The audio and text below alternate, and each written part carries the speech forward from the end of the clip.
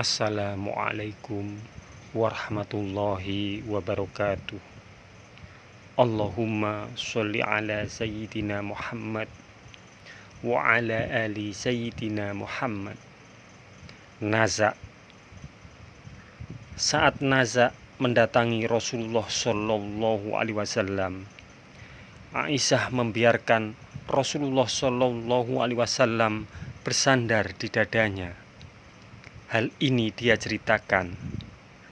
Sebenarnya di antara nikmat anugerah Allah kepadaku pada saat Rasulullah meninggal di rumahku, di hari giliranku, di antara dada dan leherku. Sebelum itu, Abdul Rahman bin Abu Bakar telah masuk ke kamar dengan memegang kayu suginya, dan aku membiarkan Rasulullah Shallallahu Alaihi Wasallam bersandar. Kulihat Rasulullah Shallallahu Alaihi Wasallam memperhatikan ke arahnya. Aku sadar bahwa Rasulullah Shallallahu Alaihi Wasallam suka akan siwak atau sugi tersebut. Maka aku bertanya, maukah aku ambil untukmu Rasulullah? Rasulullah pun mengangguk. Kemudian aku berikan siwak kepada Rasulullah, tetapi siwaknya agak keras, dan aku berkata, biarkan aku melunakkannya. Rasulullah mengangguk. Kemudian aku pun melembutkannya. Kemudian Rasulullah Shallallahu Alaihi Wasallam pun bersugi dengannya. Dalam satu riwayat lain diriwayatkan, Rasulullah bersugi dengan sepuas-puasnya. Pada waktu itu ada sebuah bejana berisi air di depan Rasulullah. Rasulullah memasukkan tangannya, kemudian menyapukan air ke mukanya sambil berkata, sebenarnya kematian ini ada sakaratnya. Tidak berapa lama setelah Rasulullah selesai menyugi giginya, Rasulullah pun mengangkat tangannya dan jarinya menunjuk ke langit, diikuti dengan renungan mata yang sayu, disusuli dengan gerakan bibirnya. Aisyah mendengar ungkapan terakhir yang dilafazkan oleh Rasulullah Shallallahu Alaihi Wasallam seperti berikut: bersama-sama dengan mereka yang telah Engkau karuniai dan golongan para nabi, siddiqin, syuhada dan sholihin. Ya Allah, ya Tuhanku, ampunilah aku dan kasihanilah aku. Letakkanlah aku dengan kekasih yang tertinggi. Ya Allah, ya Tuhanku, kekasih yang tertinggi. Rasulullah mengulangi lafaz yang terakhir sebanyak 3 kali, dan tangan Rasulullah pun layu turun ke bawah. Maka Rasulullah pun kemudian bersama kekasih yang tertinggi. Inna lillahi wa inna ilaihi raji'un. Sesungguhnya kita adalah kepunyaan Allah, dan kepada Allah jugalah kita kembali. Peristiwa meninggalnya Rasulullah ini terjadi pada saat pagi matahari sudah mulai naik. Pada hari Senin 12 Rabiul Awal tahun ke-11 Hijriah, di waktu usia Rasulullah Shallallahu Alaihi Wasallam genap 63 tahun lebih 4 hari. Kepiluan menyelubungi para sahabat. Kini berita wafatnya Rasulullah Shallallahu Alaihi Wasallam yang memilukan itu tersebar luas. Suasana muram menyelubungi tanah Madinah.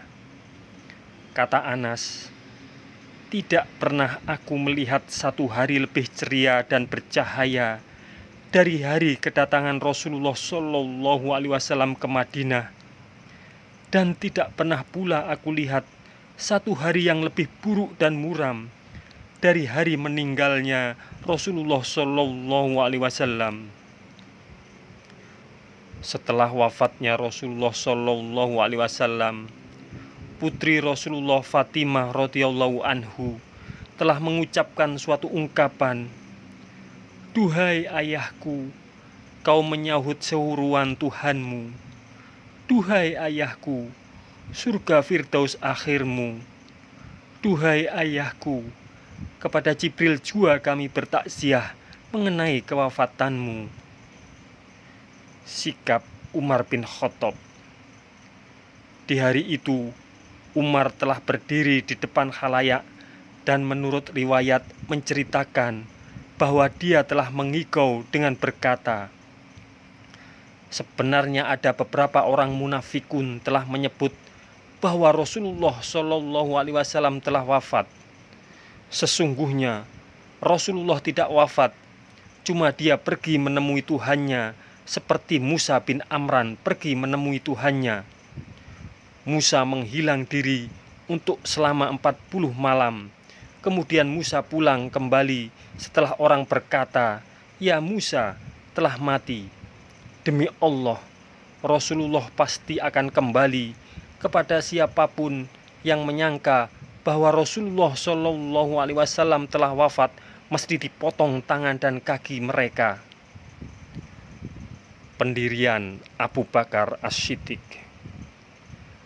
Abu Bakar menyambuk kudanya berlari dari rumahnya di Shan. Sesampainya di pekarangan masjid, dia kemudian masuk ke dalam masjid. Tanpa bicara sepatah kata pun dengan orang banyak, dia memasuki kamar Aisyah menuju ke tempat Rasulullah yang sedang berbaring ditutup dengan kain. Dia membuka tutup muka Rasulullah Shallallahu Alaihi Wasallam, kemudian memeluk dan mencium muka Rasulullah sambil menangis dan berkata, "Demi dikaulah ibu ayahku, Allah tidak akan mengenakan kau 2 kali kematian.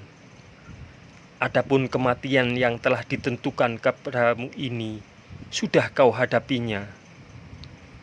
Setelah itu, Abu Bakar dan Umar keluar menemui orang banyak. Abu Bakar berkata, "Wahai Umar, silahkan duduk." Namun Umar enggan untuk duduk. Orang banyak pun mengerumuni Abu Bakar dan membiarkan di situ, Umar di situ. Abu Bakar berkata kepada semua orang, "Setelah mengucap tahmid dan syukur, maka ingin aku sampaikan di sini, siapapun di antara kamu yang menyembah Muhammad, sesungguhnya Muhammad telah wafat. Dan siapapun yang menyembah Allah, maka sesungguhnya Allah itu hidup dan tidak akan mati. Muhammad itu tidak lain hanyalah seorang Rasul. Sungguh telah berlalu sebelumnya beberapa orang Rasul. Apakah jika dia wafat atau dibunuh, kamu berbalik ke belakang, murtad? Barang siapa yang berbalik ke belakang, maka ia tidak dapat mendatangkan mudarat kepada Allah sedikit pun, dan Allah akan memberi balasan kepada orang-orang yang bersyukur. Al-Imran. Kata Ibnu Abbas, "Demi Allah, pada waktu itu manusia banyak yang tidak mengetahui bahwa Allah telah menurunkan ayat ini kecuali setelah Abu Bakar membacanya. Dengan itu, orang banyak pun menerima dan membacanya." Kata Ibnu Musayyib, Umar telah menyebut, "Demi Allah, setelah aku mendengar apa yang disampaikan oleh Abu Bakar, kakiku merasa tidak berdaya lagi untuk berdiri.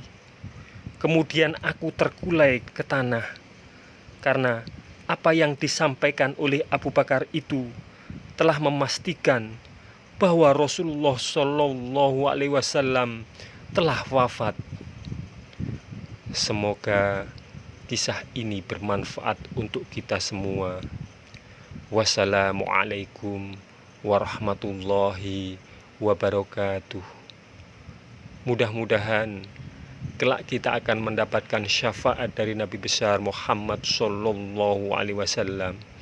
Amin, amin, amin ya Rabbal Alamin.